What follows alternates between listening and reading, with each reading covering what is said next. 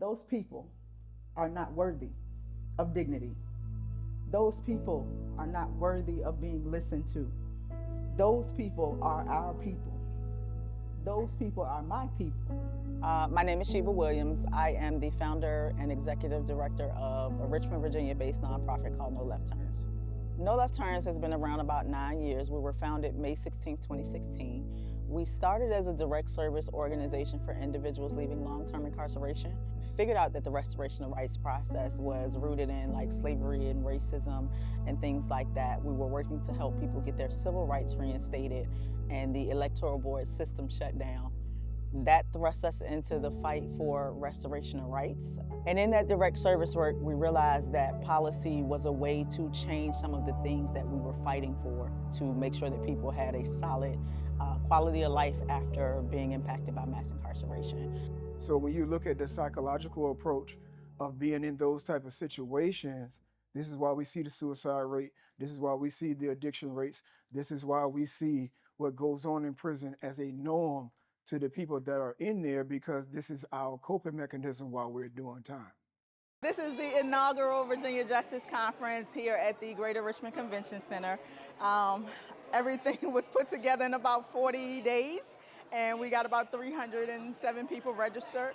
So what is unique about our conference, we are centering the voices of individuals that we serve, individuals that are most impacted by the mass incarceration system.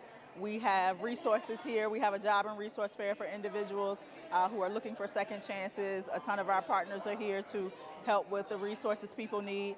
We have some education workshops and sessions. The idea for this conference has been cultivated over the course of a few years, and we really wanted to do it to make sure that the people who are often left out of the conversations and policy were able to come to the table and express what they need.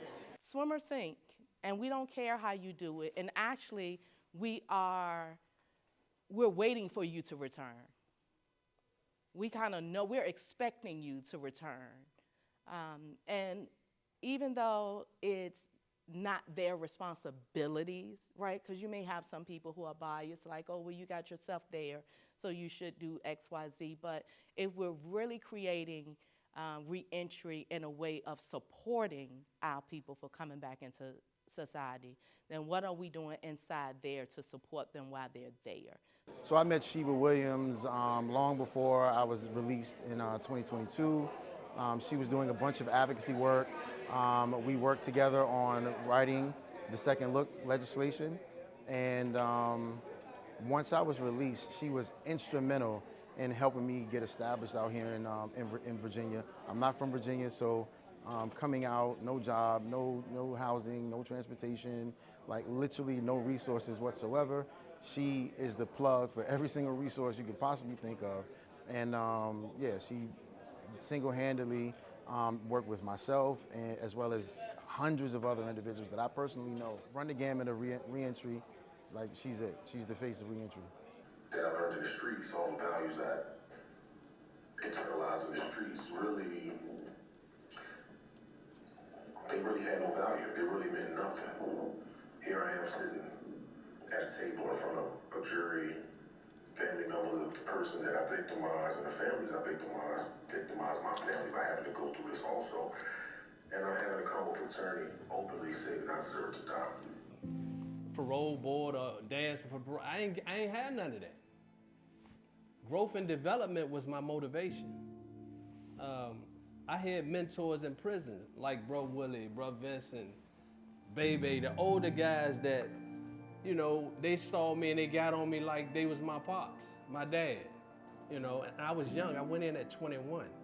So I got 37 years in front of me, and I don't know, I think I know. The organizing of people together and how it's harder to ignore a group than it is to ignore a person, right?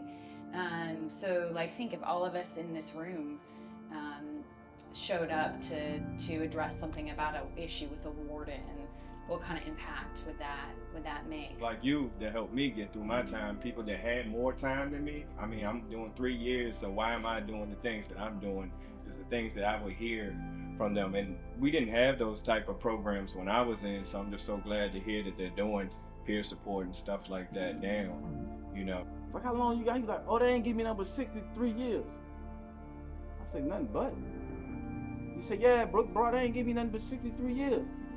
In his mind, he really have accepted the fact that he got 63 years, but he look at it as like it's 63 days. So we don't just do direct service, we also do some policy and advocacy work. We have helped pass the first ever expungement bill for people with convictions that takes effect July 1, 2026.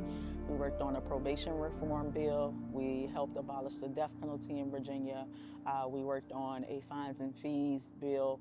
We worked on a bill that made sure that people could not lose their license due solely to fines and fees. So we worked on a lot of pieces of legislation, including DOC oversight, which is still kind of being built out, but it was a bill that was a long time coming. And we'll continue to work on things that impact people's quality of life. We also helped legalize cannabis, kind of, sort of, in the state of Virginia in 2021.